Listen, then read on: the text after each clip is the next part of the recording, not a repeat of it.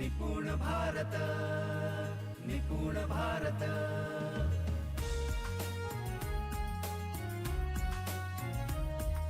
निपुण भारत, निपुण भारत।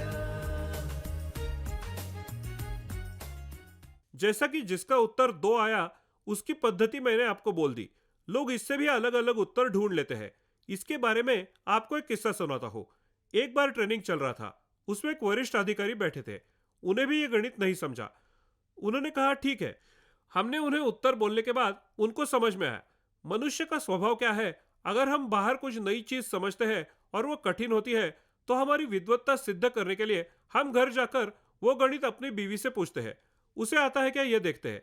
तो ये महाशय ने यही किया और जैसे ही सवाल पूरा हुआ वैसे ही उसकी बीवी ने उत्तर दिया, किसान को ₹2 नफा हुआ। तो ये अधिकारी बहुत अचंभित रह गया। मैंने सोचा इसे कैसे हल किया, वो मुझे नहीं आया था। तो उन्होंने अपनी बीवी से पूछा उसने गणित कैसे किया। उनकी बीवी ने उनसे जो बोला वो आकर उन्होंने हमें दूसरे दिन बताया। उस मैडम ने गणित कैसे किया था। उन्होंने गणित करते हुए एक चीज ध्यान में रखी थी। मेरे पास ₹10 है, मैंने गाय खरीदी, मेरे पास बचे ₹9। मैंने गाय 2 में बेच दी तो मेरे पास 11 है। फिर से मैंने ₹3 में खरीदी तो 11 में से 3 गए, अभी मेरे पास है 8। फिर से मैंने गाय बेची 4 में तो अभी मेरे पास 12 बाकी है। मेरे पास शुरू में 10 थे और अभी 12 है। इसका मतलब मुझे ₹2 नफा हुआ। देखो गणित एक ही है पर उसे हल करने के तरीके अलग अलग है। जब आप ऐसे अलग अलग तरीके ढूंढते हो या इनका इस्तेमाल करते हो, इसी को क्रिएटिविटी कहते हैं। ये जो क्रिएटिव स्किल्स है वो उन्होंने इस गणित के माध्यम से देखे और क्रिएटिव स्तर पर जाने के लिए पहले उन्हें क्रिटिकल थिंकिंग के द्वारा उस सारी सिचुएशन को देखना पड़ता है। तो ये जो गणित उन्होंने पूछा उसका कारण ये था, उन्हें समझना था कि उसकी क्रिटिकल थिंकिंग और क्रिएटिव थिंकिंग कैसी है। गणित कौन सी कक्षा का है? पहली कक्षा का। पहली कक्षा में उसे क्या आना चाहिए? एक अंक की संख्या को मिलाना या घटाना।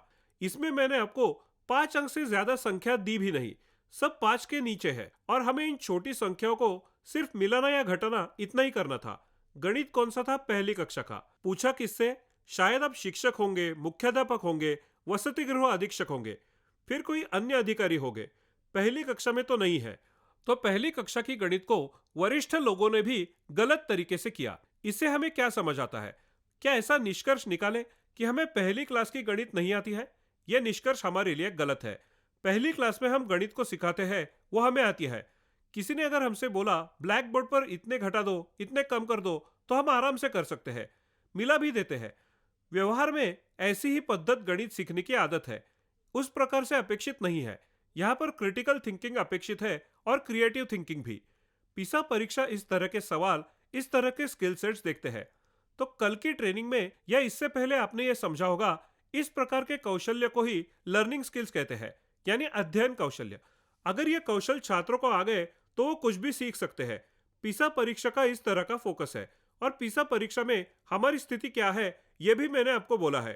परीक्षा का पहली कक्षा का गणित हमने आपको पूछा और ये भी देखा हमारे क्या हाल हुए। क्या हम चौथी या 5वीं कक्षा का गणित कर लेंगे? शायद आप अंदर से कहेंगे छोड़िए सर, जो छुपा है उसे छुपा ही रहने दीजिए। लेकिन आप पिसा परीक्षा के 9वीं के गणित और विज्ञान के पेपर को जरूर देखिए। ये पेपर देखने के बाद आपको ये समझ में आएगा हमें विद्यार्थियों को किस प्रकार का काम देना चाहिए और कैसे देना चाहिए। अगर हम पिसा लेवल का काम अपने छात्रों के साथ शुरू करेंगे तब हमें पता चलेगा हम बहुत अच्छी तरीके से आगे जा सकते हैं। उसके लिए पिसा क्या है यह समझना पड़ेगा, उसमें कौन से अध्ययन कौशल्य चाहिए उनको समझना पड़ेगा। एक बार हमने यह समझ लिया तो फिर हम गति से आगे जा सकते हैं। तो दोस्तों, अध्ययन स्तर और अध्ययन गति के अनुसार हमें 3 स्तर के छात्र दिखते हैं, असर स्तर, न्याय स्तर और पिसा स्तर। ये तीनों स्तर हमने समझ लिए हैं।